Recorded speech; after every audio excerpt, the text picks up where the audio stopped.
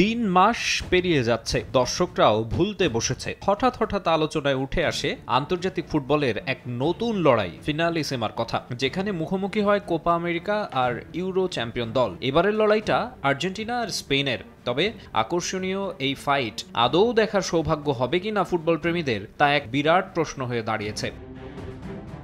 চলতি বছর জুলাইয়ে শেষ হয়েছে কোপা আমেরিকা ও ইউরো চ্যাম্পিয়নশিপ। নিজ নিজ টুর্নামেন্টে দুর্দান্ত খেলে শিরোপা জিতেছে আর্জেন্টিনা ও স্পেন। সবকিছু মিলিয়ে দুটি আসরই ছিল এক্সাইটিং। লিওনেল মেসির হাতে আরও এক শিরোপা, কিংবা হুলিয়ান আলভারেজ, লৌতারো মার্টিনেজদের নিউ জেনারেশনের আর্জেন্টিনা টিমের পারফরমেন্সের দিকে নজর ছিল গোটা বিশ্বের। আবার স্পেনের ইয়াং এনার্জেটিক স্কোয়াড সব প্রতিপক্ষের বুকে রীতিমতো কাঁপন ধরিয়ে ইউরোপীয় শ্রেষ্ঠত্বের মুকুট মাথায় তুলেছে। তাই দুই শক্তিশালী ফুটবল ঐতিহ্যের ধারক দেশের এই ফিনালিসিমা নিয়ে আগ্রহ ছিল অনেক। আগ্রহ ছিল মেসি ইয়ামালের সাক্ষাৎ নিয়ে।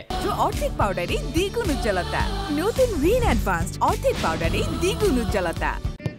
শোনা যাচ্ছিল 2025 সালে আয়োজিত হবে আলবিসেলেস্তে লা রোজাদের ফিনালিসিমা, কিন্তু খোদ আকাশী নীল কোচ লিওনেল স্ক্যালোনি তার সম্ভাবনা দেখেন না।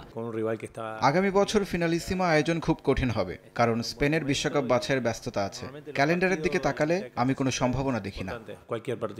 এমনিতেই ফুটবলের মান, নান্দনিকতা, শক্তিমত্তায় লাতিন নাকি ইউরোপ, কারা এগিয়ে এ নিয়ে তর্ক অনন্তকালের। দুপক্ষই দাবি করে তারা সেরা। বিশ্বকাপের পাশাপাশি শ্রেষ্ঠত্ব যাচাইয়ের সুযোগ থাকে ফিনালিসিমাতেও। 2022 সালে প্রথম আসরে ইতালিকে 3-0 গোলে উড়িয়ে শিরোপা উল্লাস করেছিল আর্জেন্টিনা। তবে এবার স্পেন আর্জেন্টিনা ম্যাচ মাঠে গড়ালে আরও উপভোগ্য আর প্রতিদ্বন্দ্বিতাপূর্ণ হবে আশা ফুটবল প্রেমীদের।